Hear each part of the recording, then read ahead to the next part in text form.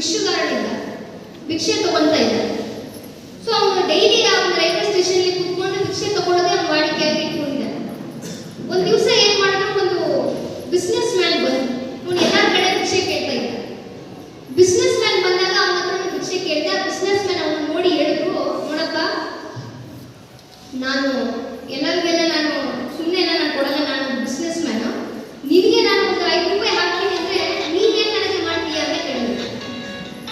ಅವ್ನಿಗೆ ಆಶ್ಚರ್ಯ, ಇದುವರೆಗೆ ಯಾರು ಹಿಂಗೆಲ್ಲ ಕೇಳಿದ್ರೆ ಎಲ್ಲ ನಾನು ಕೊಡ್ತಾ ಇದ್ರೆ ಇನ್ನೇನಪ್ಪ ನೀನೇನ್ ಕೊಡ್ತೀನಿ ಅಂತ ಕೇಳ್ತಿದ್ದಾನೆ, ಯಾರು ಅಂತ ನೋಡ್ತಾರೆ.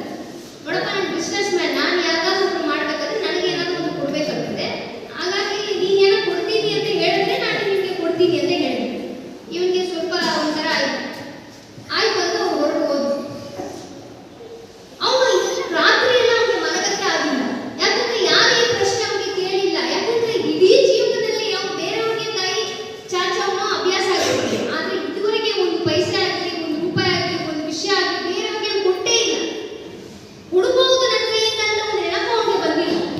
ಆದ್ರೆ ಯಾವ ಒಬ್ಬ ಮನುಷ್ಯ ಬಂದು ನೀನೇನ್ ನನಗೆ ಕೊಡ್ತೀನಿ ಅಂತ ಕೇಳಿದಾಗ ಅವನಿಗೆ ತುಂಬಾ ಒಂಥರ ಮನಸ್ಸು ಸಂಕಟದಲ್ಲಿ ಏನಪ್ಪ, ನಾನೇನಾದ್ರು ಕೊಡ್ಬೋದ, ನಾನೇ ನನ್ನ ಹತ್ರನೇ ಏನಿಲ್ಲ, ನಾನೇ ಭಿಕ್ಷೆ ಬಿಡ್ತಾ ಇದ್ದೀನಿ, ನಾನೇನು ಕೊಡೋದು ಬೇರೆಯವ್ರಿಗೆ ಅಂತ ಅವನಿಗೆ ಒಂದು ಭಾವನೆ ಬಂತು. ಆದಾಗ ಅವನಿಗೆ ಯೋಚನೆ ಮಾಡಿ ಮಾಡಿ ಮಾಡಿ ನೆಕ್ಸ್ಟ್ ಡೇ ಏನ್ ಮಾಡ್ತಾನೆ, ಅದೇ ರೈಲ್ವೆ ಸ್ಟೇಷನ್ ಕುತ್ಕೊಂಡು ಭಿಕ್ಷೆ ಕೇಳುವಾಗ ಅವನಿಗೊಂದು ಯೋಚನೆ ಬರ್ತದೆ, ಏನ್ ನಾನೇ ಕೊಡ್ಬೋದು ಜನಕ್ಕೆ, ಏನೋ ಕೊಟ್ಟು ನೋಡೋಣ, ನಾನು ಏನಾದ್ರು ಕೊಡ್ಬೇಕಲ್ವಾ, ನಾನು ಜೀವನದಲ್ಲಿ ಹುಟ್ಟಿದ್ದೀನಿ ಭೂಮಿನಲ್ಲಿ, ನಾವು ಬೇರೆಯವ್ರಿಗೆ ಕೊಟ್ರೆ ಹೆಂಗೆ ಅನಿಸ್ತದೆ ಅಂತ ಇವನು ಯೋಚನೆ ಮಾಡಿ ಹೋಗಿ ಏನ್ ಕೊಡೋದು, ನನ್ನ ಹತ್ರ ಏನ್ ಒಂದು ಬಟ್ಟೆ ಇದು ಬಿಟ್ರೆ ಏನಿಲ್ವಲ್ಲ, ಏನ್ ಕೊಡೋದು ಅಂತ ಯೋಚನೆ ಮಾಡ್ತಾನೆ.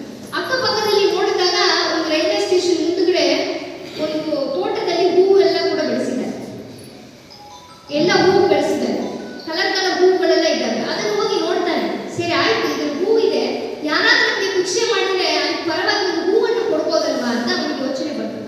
ಆಯ್ತು ಅಂತ ಅವ್ನು ಬೆಳಿಗ್ಗೆ ಹೋಗಿ ಬೇಗನೆ ಹೋಗಿ ಎಷ್ಟು ಹೂವುಗಳಿದ್ದಾವೆ ಅಷ್ಟೆಲ್ಲ ಅವನಿಗೆ ಆದಷ್ಟು ಅದನ್ನು ತಗೊಂಡು ಅವನು ಬಂದು ರೈಲ್ವೆ ಸ್ಟೇಷನ್ ಕುತ್ಕೊಳ್ತಾನೆ.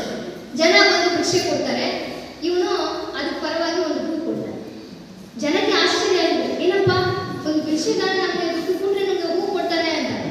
ಆವಾಗ ಜನಕ್ಕೆ ತುಂಬಾ ಸಂತೋಷ ಆಯ್ತು, ಒಳ್ಳೆ ಮನುಷ್ಯ ಇದ್ದಾನಲ್ವ ಅಂತ ಅವನ ಮೇಲೆ ಇರುವ ಅಭಿಪ್ರಾಯ ಸ್ವಲ್ಪ ಬದಲಾಯಿಸೋಕೆ ಶುರುವಾಯಿತು. ಆಮೇಲೆ ಅವನಿಗೆ ಜಾಸ್ತಿ ದುಡ್ಡು ಬರಕ್ಕೆ ಶುರುವಾಯಿತು. ಜಾಸ್ತಿ ಜನ ಬಂದು ಅವನಿಗೆ ಒಳ್ಳೆ ಆಗಿದ್ದಾನಪ್ಪ ಅಂತ ಹೇಳಿ ಅವನಿಗೆ ಜಾಸ್ತಿ ಜನ ದುಡ್ಡಾಗ್ತಾ ಇದೆ. ಇವನು ಎಲ್ಲರಿಗೂ ಕೂಡ ಒಂದೊಂದು ಹೂವನ್ನು ಕೊಡ್ತಾ ಇದ್ದ. ಸೊ ಜನರು ಕೂಡ ಅವನ ಮೇಲೆ ಪ್ರೀತಿ ಆಯಿತು, ಇವನಿಗೂ ಆಯ್ತು, ನಮಗೆ ಜಾಸ್ತಿ ಜನ ದುಡ್ಡಾಗ್ತದೆ ಹೂ ಕೊಡೋದ್ರಿಂದ ಇವನಿಗೂ ಅರ್ಥ ಆಗಿದೆ. ಸೊ ಇದೆಲ್ಲ ನೋಡ್ತಾ ಇರುವ ಸಂದ್ರೆ ಇದು ಹೋಗ್ತಾ ಇದ್ದಂಗೆ ಆವಾಗ ಯಾವ ಒಂದು ಬಿಸ್ನೆಸ್ ಮ್ಯಾನ್ ಬಂದನಲ್ಲ, ಅವನು ಯಥೇಚ್ಛಾಗಿ ಆ ಒಂದು ದಿವಸ ರೈಲ್ವೆ ಸ್ಟೇಷನ್ಗೆ ಒಂದು ಟ್ರೈನ್ ಹತ್ತಕ್ಕೆ ಬಂದರು. ಇವನು ದೂರದಿಂದ ಇವರನ್ನು ನೋಡಿದ ಮೇಲೆ ಅದೇ ಬಿಸ್ನೆಸ್ ಮ್ಯಾನ್ ಅಲ್ವಾ ಅಂತ ಹೇಳಿ ಹೋಗಿ ಬಿಟ್ಟು ಅವ್ರ ಹತ್ರ ಕೇಳ್ತಾನೆ, ಸರ್ ನನಗೆ ನೆನಪಿದೆಯಾ ಅಂತ ಕೇಳ್ತಾನೆ. ಯಾಕಪ್ಪ ನೆನಪಿಲ್ಲ, ನಿನ್ನ ಭಿಕ್ಷೆ ಕೇಳ್ತಾ ಇದ್ದವನಲ್ವಾ, ಹೋದ್ ತಿಂಗಳು ನಾನು ನೋಡಿದ್ದೆ ನಿನ್ನನ್ನು, ಎಲ್ಲಿ ಹೇಗಿದೆಯಾ ಅಂತ ಕೇಳ್ತಾನೆ. ಹೌದು ಸರ್, ನಾವು ಮೊನ್ನೆ ಹೇಳಿದಿರಲ್ವಾ ಅವತ್ತು ಯಾವುದೋ ಒಂದು ವಿಷಯ ಕೊಟ್ಟರೆ ನಾವು ಕೊಡ್ಬೇಕಂತ, ಈಗ ನಾನು ಹೂ ಕೊಡ್ತಾ ಇದ್ದೀನಿ ಅಂತ ಹೇಳಿದೆ. ಹೌದಾ, ಹಂಗಾದ್ರೆ ನಾನು ನಿಮಗೆ ಇವತ್ತು 5 ರೂಪಾಯಿ ಕೊಡ್ತೀನಿ ಅಂತ ಹೇಳಿ 5 ರೂಪಾಯಿ ಕೊಟ್ಟು ಹೂ ಕೊಟ್ಟು ಹೂ ಕೊಟ್ಟಿದ ಮೇಲೆ ಅವ್ನು ಏನ್ ಮಾಡಿದ ಬಿಸ್ನೆಸ್ ಮ್ಯಾನು, ಅವನನ್ನು ನೋಡಿ ಹಂಗೆ ಅವನಿಗೆ ಹಕ್ ಮಾಡಿಬಿಟ್ಟು ಅವನಿಗೆ ತುಂಬಾ ಕೈಯನ್ನು ಶೇಕ್ ಮಾಡಿ ಹ್ಯಾಂಡ್ ಶೇಕ್ ಮಾಡಿ ಅವ್ನು ಹೇಳ್ತಾನೆ, hereafter you are not a beggar, you are business man ಅಂತ ಹೇಳ್ತಾನೆ. ಅವ್ನಿಗೆ ಆಶ್ಚರ್ಯ ಆಯ್ತು, ಯಾಕಂದ್ರೆ ಒಂದು ವಿಷಯ ಕೊಟ್ಟಾಗ ದುಡ್ಡು ಕೊಟ್ಟಾಗ ನೀನು ಕೊಟ್ಟೆ ಅಲ್ವಾ, ಈಗ ನೀನು ಭಿಕ್ಷುಗಾರನಲ್ಲ, ಇವತ್ತಿಂದ ನೀನು ನನ್ನ ಪ್ರಕಾರ ಬಿಸ್ನೆಸ್ ಮ್ಯಾನ್ ಅಂತ ಹೇಳಿ ಇವ್ನು ಕೋಟ್ ಸೂಟಲ್ಲಿ ಹಾಕಿದ್ದಾನೆ. ಅವನು ಸುಮ್ಮನೆ ಒಂದು ಬಟ್ಟೆ ಅರ್ಧಂಬರ್ಧ ಬಟ್ಟೆ ಮೇಲೆ ಕೂತಿದ್ದಾನೆ. ಇವನು ಅವನಿಗೆ ಕರೆದು ಎಲ್ಲ ಕೂಡ ಹಗ್ಗು ಮಾಡಿಬಿಟ್ಟು ಅವನಿಗೆ ಹ್ಯಾಂಡ್ ಶೇಕ್ ಮಾಡಿಬಿಟ್ಟು ಅವನಿಗೆ ಒಂಥರ ಮುಚ್ಚಿಡ್ದಂಗೆ ಆಗುತ್ತೆ. ಏನಪ್ಪ, ಯಾರು ನಮ್ಮಲ್ಲಿ ಕಾಣೋರು ನೋಡೋರೇ ಇಲ್ಲ, ಇವು ಯಾವ ಬಂದ್ರೆ ನಿಮಗೆ ಬಿಸ್ನೆಸ್ ಮ್ಯಾನ್ ಅಂತ ಹೇಳ್ಬಿಟ್ಟಿದ್ದಾನೆ ಅಂತ ಹೇಳಿ ಇವನಿಗೆ ರಾತ್ರಿ ಎಲ್ಲ ಮತ್ತೆ ನಿರ್ತಿರೇನೆ ಬರ್ತಾ ಇದೆ.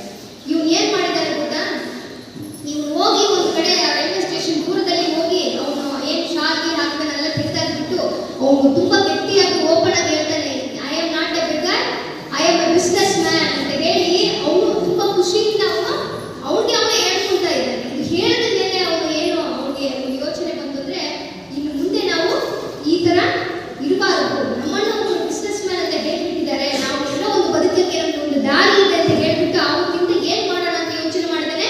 ಈ ಹೂವು ಹೆಂಗೆ ನಾವು ತೆಗೆದುಕೊಂಡು ಕೊಟ್ಟಿದ್ದೀವಿ, ಇದನ್ನೇ ಒಂದು ಬಿಸ್ನೆಸ್ ಆಗಿ ನಾವು ಯಾಕೆ ಮಾಡಬಾರ್ದು ಅಂತ ಹೇಳಿ ಹೂವು ವ್ಯಾಪಾರವನ್ನು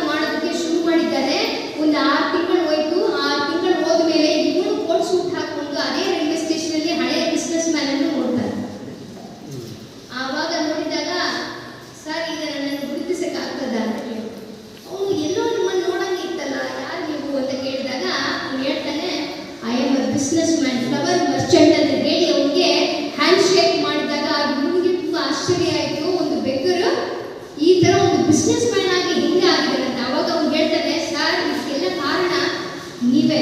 ನೀವು ಅವತ್ತು ಒಂದು ದಿವಸ ಎಲ್ಲ ದುಡ್ಡು ಹಾಕೊಂಡು ಹೋಗ್ತಾ ಇದ್ರು, ಆದ್ರೆ ನೀವು ಏನೋ ಒಂದು ಕೊಡಬೇಕಂತ ಯಾವಾಗ ನೀವು ಹೇಳಿದ್ರಿ, ಆವಾಗಿಂದ ನನಗೆ ಮನಸ್ಸಿನಲ್ಲಿ ಒಂದು ಬದಲಾವಣೆ ಬಂದಿದೆ. ಏನೋ ಒಂದು ಮಾಡಿ ಬದುಕಬೇಕು. ಈ ಜೀವನ ಇರುವುದು ಒಂದೇ ಸತಿ, ಆದರೂ ಸರಿಯಾಗಿ ನಾವು ಬದುಕಬೇಕು. ಬೇರೆಯವ್ರಿಗೆ ಭಿಕ್ಷೆ ಬಿಟ್ಟು ಬದುಕೋದು ಸರಿಯಾದ ವಿಷಯ ಅಲ್ಲ ಅಂತ ಹೇಳಿ ಒಂದು ತೀರ್ಮಾನ ನಾನು ತಗೊಂಡಿದ್ದೀನಿ.